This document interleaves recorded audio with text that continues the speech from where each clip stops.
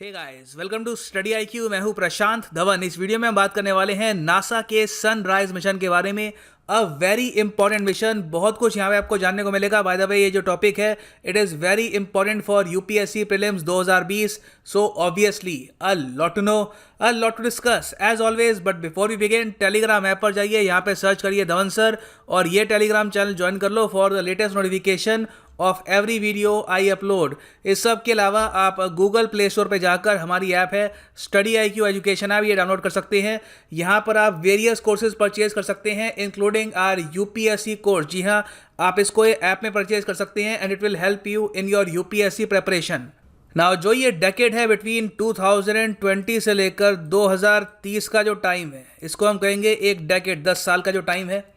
इसमें आप बहुत सारे मैन्ड स्पेस मिशंस देखोगे, मतलब कि ह्यूमन बीइंग्स अंतरिक्ष में जाते हुए आपको दिखेंगे।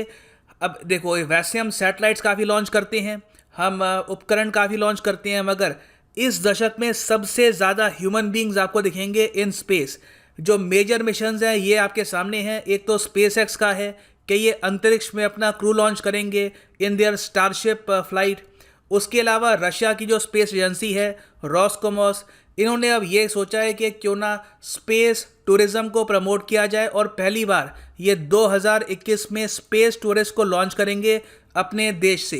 और ऑब्वियस सी बात है, ये हर किसी के लिए अफोर्डेबल होगा नहीं, मिलियंस पे करने होंगे इस पूरी फ्लाइट के लिए, मगर ऑब्वियस सी बात है it is a once in a lifetime opportunity. और सिर्फ रॉसकोमॉस नहीं, अमेरिकन प्राइवेट कंपनीज जैसे कि स्पेस एक्स, उन्होंने भी ये कहा है कि वो अपना पहला स्पेस टूरिस्ट लॉन्च करेंगे 2023 में। एक जापानीज मिलियनेयर है, ये चाहते हैं कि ये मून के आसपास चक्कर लगाएं, तो इनको मून की तरफ लॉन्च किया जाएगा, फिर ये वापस धरती की तरफ आएंगे।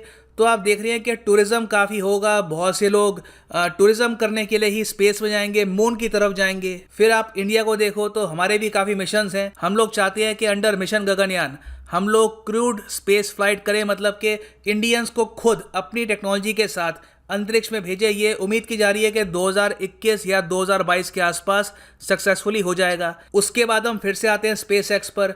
2024 तक इलोन मस्क ने यह कहा है कि ये ह्यूमन बींग्स को भेजेंगे इन मार्स। अब ये पॉसिबल हो पाएगा या नहीं, that is a different thing, मगर कम से कम ये प्लान्ड है और इसकी अनाउंसमेंट ये काफी बार कर चुके हैं। फिर इन सबसे बड़ा मिशन, मैं कहूंगा आने वाले दशक का सबसे ज्यादा बड़ा मिशन, नासा का अर्थमिस मिशन, जिसमें ये ह्यूमन बीइंग्स को मून में लेकर जाएंगे, वहां पर एक बेस सेटअप करने के लिए। ये जो मिशन है ये भी काफ़ी इंपॉर्टेंट है। तो आप देख सकते हैं बहुत से ह्यूमन बीइंग स्पेस पे जाने वाले हैं, मगर इस पूरे प्रोसेस में एक काफ़ी बड़ा कंसर्न है, जायंट सोलर पार्टिकल स्टॉर्म्स। अगर सोलर स्टॉर्म को हमने एंटिसिपेट नहीं किया और लगातार ह्यूमन बीइंग स्पेस में जाते रहते हैं, तो एक पॉसिबिलिटी है कि हमारे जो ह्यूमन बीइंग स्पेस में होंगे वो सोलर स्टॉर्म से हर्ट हो सकते हैं, उनकी बॉडी बुरी तरीके से डैमेज हो सकती है। और ये मेरे शब्द नहीं है, ये एक्चुअली कहा है नासा ने। ये नासा की वेबसाइट का कटआउट है, यहाँ पे आप देख पाएंगे। नासा ये कह रहा है, NASA has selected a new mission to study how sun generates and releases giant space weather storms. सूर्य से जो स्टॉर्म्स निकलते हैं, इसका रीज़न क्या है, इसका प्रोसेस क्या है, ये स्टडी करने के लिए ये टोटल 6 क्यूब सैट्स को लॉन्च करेंगे, मतलब बेसिकली सैटेलाइट्स को लॉन्च करेंगे under sun radio interferometer space experiment, जिसकी शॉर्ट फॉर्म है सनराइज मिशन। और इसका ऑब्जेक्टिव ये है to understand how solar system works. उस सब के अलावा ultimately it can help to protect astronauts travelling to moon and Mars. तो जो एस्ट्रोनॉट्स स्पेस में होंगे, मून की तरफ जाएंगे, मार्स की तरफ जाएंगे। बाय द वे, नासा ने यह भी बोला है कि 2030 तक ये ह्यूमन बीइंग्स को मार्स ग्रह पर भी भेजेंगे। तो ऑब्वियस सी बात है, ह्यूमन बीइंग्स आपको स्पेस में बहुत दिखेंगे, तो उनकी प्रोटेक्शन के लिए ये जो सनराइज मिशन है ये काफ़ी इंपॉर्टेंट है। नाउ, क्या सनराइज मिशन कोई कवच बनाएगा? नहीं, ऐसा कुछ नहीं है। सनराइज मिशन एक तरीके का अलार्म सिस्टम है, ठीक है। ये हमको बताने में हेल्प करेगा कि सन की तरफ से सोलर स्टॉर्म कब आ रहा है, उसके हिसाब से हम अपने जो मिशंस हैं ये डिले या फिर जल्दी पूरा कर सकते हैं, ताकि एस्ट्रोनॉट्स सेफ रहें। सो इस पूरे मिशन की कॉस्ट होगी रफली $62.6 मिलियन। यहाँ पे आप देख पाएंगे। और इसके अलावा इसको लॉन्च किया जाएगा 2023 में। तो अभी टाइम है इसको लॉन्च करने में, मगर since it is A news तो आपके एग्ज़ाम में प्रीलिम्स में एक क्वेश्चन बन के ये आ सकता है। नाउ नासा का जो सनराइज मिशन है इसमें एक कंपोनेंट ये भी है कि नासा का जो ऑलरेडी लॉन्च्ड मिशन है पार्कर सोलर प्रोब, तो उसको भी ये डेटा प्रोवाइड करेगा, वहाँ पर भी ये असिस्ट करेगा। आपको पता होगा पार्कर सोलर प्रोब जो यहाँ पे आप देख पाएंगे, ये एक सोलर प्रोब है जो नासा ने लॉन्च किया है। ये आज के समय सन को स्टडी कर रहा है। ये आपके सामने इसकी फ़ोटो है, एक्चुअली वीडियो है, और यहाँ पे आप देखेंगे ये है सन, इस तरीके से इसको स्टडी करेगा ना। क्वेश्चन यहाँ पे ये भी आता है solar storms. Solar storms basically होते क्या हैं? देखिए सन आपको पता है कि it is a massive ball of energy, और सन अपने आप में एक बहुत ही कॉम्प्लेक्स एंटिटी है, काफ़ी कॉम्प्लेक्स सेलेस्टियल बॉडी है। सन का एक बहुत ही बड़ा मैग्नेटोस्फीयर है, जिस तरीके से एक काफ़ी बड़ा मैग्नेटोस्फीयर धरती का है, जुपिटर का है, काफ़ी सारे प्लैनेट्स का है, एक बहुत ही बड़ा मैग्नेटोस्फीयर आपको मिलेगा सन का।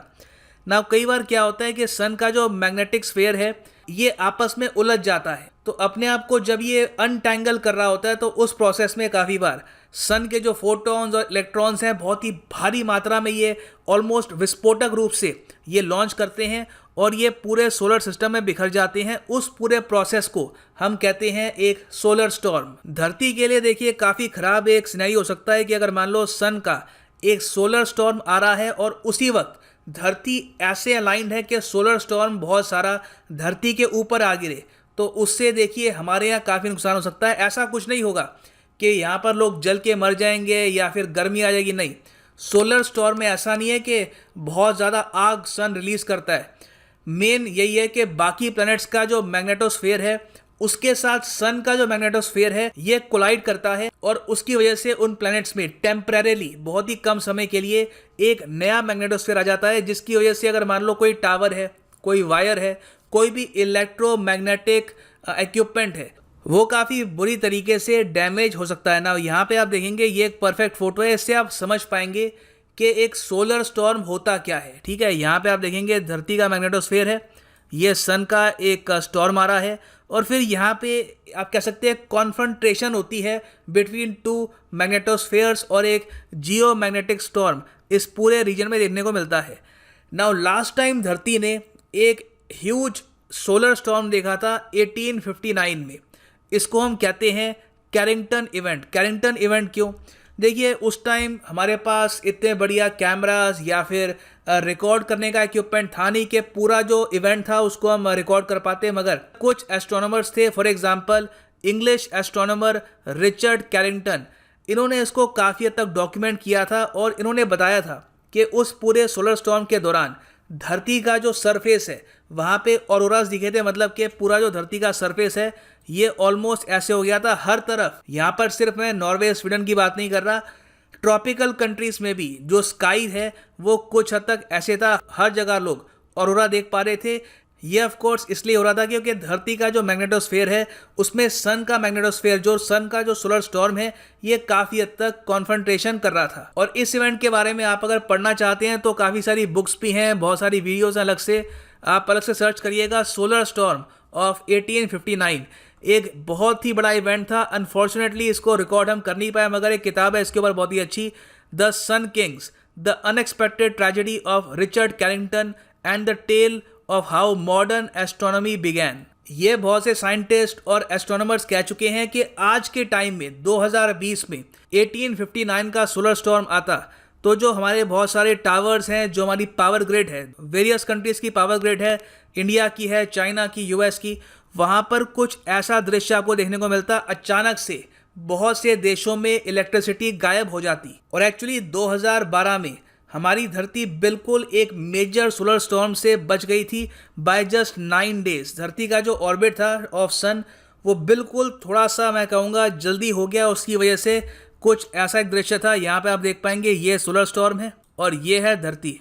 बिल्कुल कुछ ही दिन से हम बच गए थे, नहीं तो 1859 वाला टाइम फिर से देखने को मिलता, और इस बार हमारे पास कैमरे भी होते। तो देखिए पॉइंट टू नोट यहाँ पर यह है कि सोलर स्टॉर्म एक अनफॉर्चुनेट रियलिटी है। धरती काफ़ी हद तक बची हुई है बिकॉज ऑफ आवर मैग्नेटोस्फीयर, मगर कल को ह्यूमन बींग्स धरती के दूर जाते हैं, अपने मैग्नेटोस्फीयर से दूर जाते हैं, तो उस वक्त उनकी प्रोटेक्शन कौन करेगा? तो उसके लिए हमको चाहिए अलार्म सिस्टम, जो हम आज के समय बना रहे हैं। और ऐसा नहीं है कि सनराइज मिशन अकेला मिशन है। इससे पहले 2022 में एक्चुअली ये जो मिशन है ये तो लॉन्च होगा 2023 में ना, तो 2022 में नासा एक और मिशन लॉन्च करेगा, एटमॉस्फेरिक वेव्स एक्सपेरिमेंट, AEW के नाम से। सोलर फ्लेयर्स और सोलर स्टॉर्म्स को स्टडी करने के लिए बहुत सा इक्विपमेंट ये इंस्टॉल करेंगे इंटरनेशनल स्पेस स्टेशन में।